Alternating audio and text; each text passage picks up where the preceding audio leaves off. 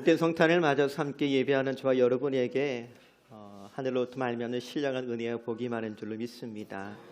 천사들이 말했던 것처럼 하늘엔 영광이 되어지고 저와 여러분에게는 하나님의 평강이 충만한 복된 날 되기를 다시 한번 축복합니다. 우리가 성탄절 되어지면 즐겨 부르는 찬송 가운데 찬송가 109장 고요한 밤 거룩한 밤이란 찬송이 있어요. 우리 그냥 목소리로만 한번 1절 불러볼까요? 시작.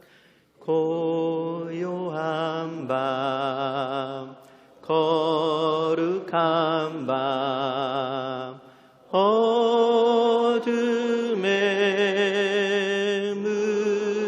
묻힌 밤 주의 부모 앉아서 감사 기도 드릴 때 아기 잘도 잔다 아기 잘도 잔다. 이 찬송은 1818년 12월 24일 오스트리아의 니콜라우스 성당에서 성탄을 준비하던 중에 그만 파이프 오르간이 고장나고 말았답니다. 미사에 있어서 오르간이 없다라고 하는 것은 굉장히 힘든 상황을 맞닥뜨린 거거든요. 그래서 오르간을 사용할 수 없게 되자 모어라 이름하는 신부가 그 밤에 급하게 오르간 반주 없이 부를 수 있는 성탄 찬송을 만들었는데 그 찬송이 지금 저와 여러분이 부른 찬송입니다. 그렇게 하룻밤 사이에 만들어져서 부른 찬송이 지금은 전 세계에서 가장 널리 불려지는 성탄 찬송이 되었더랍니다. 가끔 이런 생각을 해봅니다. 왜 주보를 출력하는 교회 복사기는 꼭 토요일 저녁에 고장이 날까? 왜 설교 원고를 출력해야 하는 컴퓨터는 예배 전에 멈출까? 왜 교회 빔 프로젝트는 주일 아침 예배 전에 깜깜이가 될까? 아마 모르긴 몰라도 성탄 전날 예배당에 파이프 오르간이 고장난 걸 알게 된 모 신부도 아마 저와 똑같은 당황스러움을 경험했을 것 같습니다. 근데 성경을 읽어보면 우리 주님 태어난 날도 상황이 비슷합니다. 우리가 읽은 본문 1절에 보니까 이렇게 기록하지요. 그때 가이사 아구스토가 영을 내려 천하로 다 호적하라 하였으니, 이 로마 황제 아우구스투스가 자기가 통치하고 있는 로마 제국의 인구 조사를 명령합니다. 근데 하필 그때 마리아는 출산을 앞에 둔 만삭이었더랍니다. 이 만삭의 산모가 거동하기가 얼마나 어려웠을까요? 그렇지만 황제의 명령이는 어떡합니까? 호적을 하러 베들레헴으로 이동을 합니다. 왜 우리가 간혹 그 성화로 보면 베들레헴으로 가는 요셉과 마리아가 뭘 타고 가지요? 나귀를 타고 가고 요셉은 나귀를 이렇게 끌고 가잖아요. 근데 천만에요. 당시에 나귀를 탈 수 있는 사람은요, 대단한 부자이거나 대제사장 정도 되어야 나귀를 탈 수 있었더랍니다.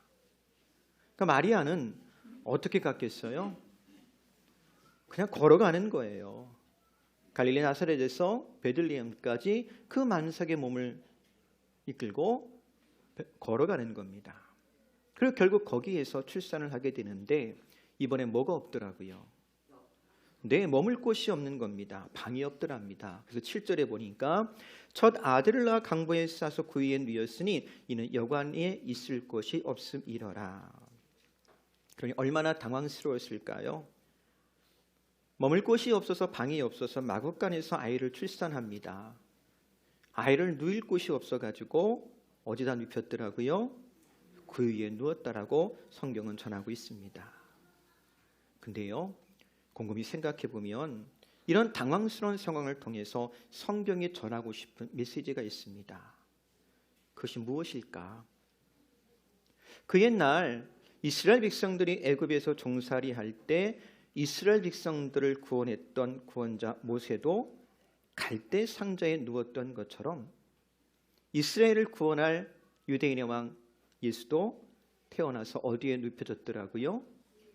구유에 눕혀졌더래요. 다른 말로 이야기하면 상자에 누웠더랍니다. 일종의 사인입니다. 표징입니다. 그래서 들에서 양을 지키는 목자들에게 나타난 천사들이 너희를 위하여 나신 구원자의 증표로 무엇을 말하느냐? 12절 말씀 보니까 이렇게 전하지요. 너희가 가서 강보에 쌓여 구유에 누워 있는 아기를 보리니 이것이 너희에게 무엇이다? 표적이라고 말하고 있는 걸 볼 수가 있습니다. 당시 유대는 로마의 통치 아래에 있었습니다. 특별히 갈릴리 사람들은 이 로마의 통치를 거부하고 옛 다윗 왕의 영광을 재현하고 싶은 열망이 아주 충만했던 사람들이었습니다. 이 갈릴리 사람들뿐만 아니라 사실 그때는 유대에 그 어느 때보다도 메시아에 대한 간절한 소망이 가득할 때였더랍니다. 바로 그때 그 옛날 모세가 갈대 상자에 누웠던 것처럼 예수께서 그 위에 누우셨으니 이 얼마나 상징적이며 또 한편 드라마틱합니까? 우리는 이 말씀을 읽으면서 구원자를 보내신 하나님의 기가 막힌 연출의 한 장면을 상상해 볼 수가 있는 겁니다. 종종 우리 삶에도 결핍이 있지요. 부족함이 있지요. 또 연약함이 있습니다. 때론 그것이 어쩌면 불편함이 되기도 하고 부끄러움이 되기도 하고 때론 억울하기도 하고 때론 숨기고 싶은 이유가 될지도 모르겠습니다만 그럼에도 그 가운데 우리를 향한 하나님의 특별한 섭리가 있음을 믿을 수 있다면 우리는 하나님께서 계획한 선한 일, 때론 하나님만이 이루실 수 있는 그 드라마틱한 일들을 보고 경험하게 될 줄로 믿습니다. 또 누가복음 9위에 누우신 예수 그리스도를 소개하면서 그때의 가이사 아구스토가 영을 내려 천하로 다 호적하게 했다라고 기록합니다. 예수 그리스도를 소개하는데 먼저 누구를 끌어들이고 있느냐? 로마 황제 아우구스토를 끌어들이고 있는 거예요. 가이사, 시저입니다. 로마 황제를 가리키는 말이죠. 게다가 구레뇨라고 하는 총독의 이름도 등장합니다. 굳이 예수님의 나심을 소개하면서 이들의 이름을 먼저 소개하는 이유가 무엇일까요? 혹 예수 그리스도의 탄생이 역사적인 사실이라고 하는 것을 말하고 싶은 걸까요? 아니요, 꼭 그렇지 않습니다. 사실 누가복음이 혹은 다른 복음서가 쓰여질 당시에 예수님께서 역사적으로 실존 인물이냐, 정말로 유대 땅에서 태어났느냐라고 하는 문제는 큰 문제가 아니었습니다. 왜냐하면 복음서가 쓰여질 당시에도 이미 눈으로 예수님을 목격하고 예수님의 말씀을 귀로 듣고 주님께서 행하신 이적을 목격한 사람들이 여전히 살아있었기 때문에 그렇습니다. 즉 증인이 있는데 굳이 역사적인 사실을 입증할 필요는 없겠지요. 그럼 이렇게 황제의 이름을 혹은 총독의 이름을 언급한 이유는 무엇일까요? 다른 이유 아닙니다. 그들이 세상의 주인 노릇하고 있었다라고 하는 것을 말하고 싶은 겁니다. 황제가 혹은 총독이 세상의 주인 노릇하고 있었는데 그들이 권세를 부리는 세상 속으로 누가 들어왔다는 거예요? 네, 구원자가 되시는 예수께서 들어오신 것입니다. 요한복음의 표현을 좀 빌려보자면 가짜들이 판을 치는 세상 속에 참 주인께서 들어오신 거예요. 같이 한번 해볼까요? 진짜가 나타났다. 진짜가 누군데요? 네, 성탄절은 어떤 날이에요? 진짜가 나타난 날이에요. 근데 그것도 어떤 방법으로요? 사실은 상상도 못할 방법이지요. 조용히, 그리고 황제와는 비교할 수 없는 초라한, 한편으로는 비밀스럽기까지 합니다. 그렇지만 약속의 말씀대로 베들레헴에 나셨는데 미가 5장 2절 보니까 이렇게 적지요. 그러나 너 베들레헴 에브라다야, 너는 유다 족속들 가운데서 가장 작은 마을이지만 네게서 이스라엘을 다스릴 지도자가 나를 위해 나올 것이다. 그는 아주 먼 옛날, 멀고 먼 옛날부터 온다. 이 약속의 말씀대로 주님은 베들레헴에 태어나셨더랍니다. 그리고 오늘 저와 여러분이 읽은 본문을 보면 이 예수님의 탄생을 가장 먼저 전해들은 사람들에 대해서 소개하고 있지요. 8절에 보니까 이렇게 적습니다. 그 지역의 목자들이 밤에 밖에서 자기 양떼를 지키더니, 오늘날 저와 여러분에게 목자의 이미지는 어떤지 잘 모르겠습니다만 아마 대부분 긍정적이지 않을까 싶어요. 하지만 과연 2000년 전 예수님 시대의 목자들은 어떤 사람들이었을까요? 먼저 목자라고 하는 직업은요, 사람들이 아주 기피하는 직업이었습니다. 오늘날로 말하면 3D 업종 가운데 첫 번째가 목자라고 하는 직업입니다. 왜냐? 목자는 오늘 저와 여러분이 읽은 본문에 기록되어 있는 것처럼 밤에 밖에서 양을 지키며 잠을 자야 되는 아주 고단하고 힘든 직업이었습니다. 또 목자들은요, 굉장히 부정한 사람으로 취급당했습니다. 왠지 아세요? 양떼를 지키는 사람들은 규칙적인 삶을 살아갈 수 없고 쉼이나 안식도 있을 수가 없습니다. 그러다 보니까 이 사람들은요, 안식일을 제대로 지킬 수가 없는 거예요. 그래서 안식일을 지키지 못하는 사람들, 부정한 사람, 더 정확히 이야기하면 목자들은요, 어쩔 수 없는 죄인들입니다. 근데 그런 목자들에게 가장 먼저 주의 사자들이 찾아와서 그리스도의 나심을 전합니다. 우리 10절 말씀 같이 읽어볼까요? 천사가 이르되 무서워하지 말라. 보라 내가 온 백성에게 미칠 큰 기쁨의 좋은 소식을 너희에게 전하노라. 천사가 제일 먼저 들에서 양을 지키던 목자들을 찾아와서 우리 구주 예수 그리스도의 탄생의 기쁜 소식을 전한 이유가 무엇일까? 여러 가지 해석이 가능하겠습니다만 천사들이 이 목자들을 찾아간 첫 번째 이유는요, 장차 예수님께서 이 땅에서 행하실 사역과 무관하지 않을 겁니다.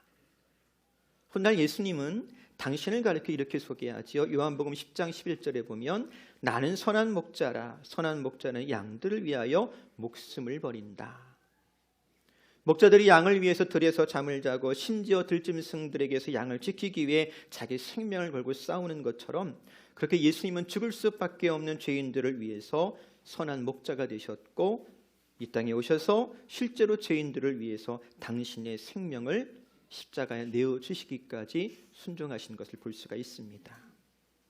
그 첫 번째 성탄절, 천사들이 목자들에게 이 기쁜 소식을 전함으로 목자로서의 예수님의 삶을 예고했던 것입니다.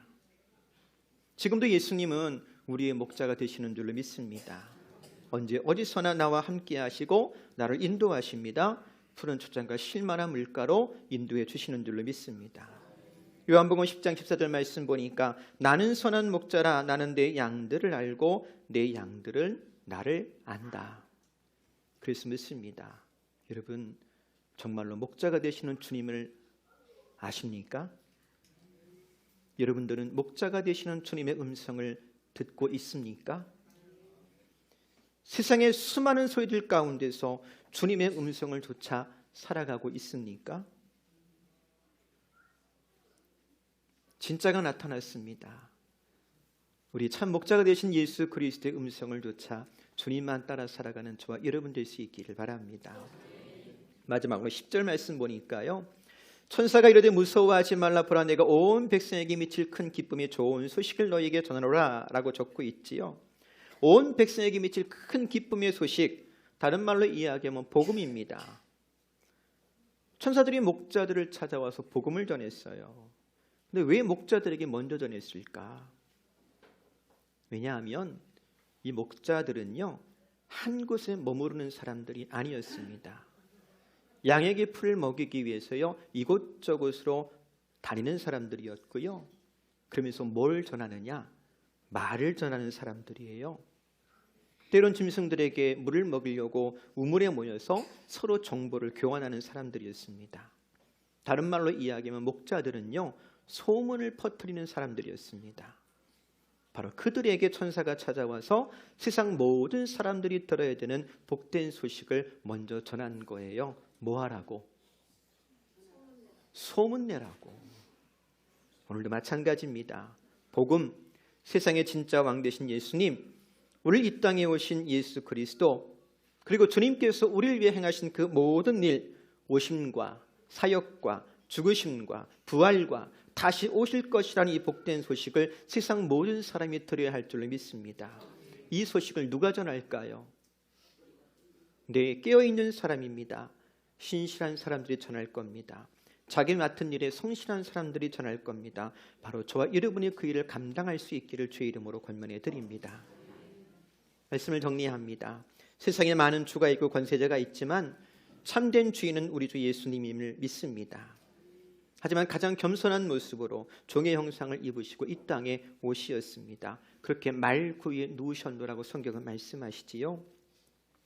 우리를 구원할 메시아의 증표가 구유임을 생각할 때 우리가 그리스도인 되었음을 나타낼 증표 역시 가장 겸손한 모습이 아니겠는지요. 또한 우리가 주님의 오심의 참된 의미를 알기에 성탄을 그저 우리만 기뻐하는 날이 아니라 이웃들에게, 정말로 그리스도의 복음이 꼭 필요한 사람들에게 빠짐없이 전하여서 그리스도의 은혜를 경험케 하는 복이 있기를 주의 이름으로 권면해 드립니다. 기도하겠습니다. 주님 고맙습니다. 가짜가 판치는 세상 가운데 참된 주인으로 오시어서 우리를 위해서 일하시고 죽으시고 부활하시고 승천하시어 다시 오실 것을 약속하신 그 주님을 믿게 하심을 감사합니다. 우리 주님 겸손히 이 땅에 오신 것처럼 우리도 겸손히 주님을 따르길 원합니다. 그리고 목자들을 통하여서 주님의 오심의 소식을 전하게 하셨던 것처럼 이제 우리도 주님의 오심을 세상에 전하기를 원합니다. 우리를 통하여 증거되어 주시고 영광 받아 주시기를 소망할 때 우리 구주 예수님의 이름으로 기도합니다.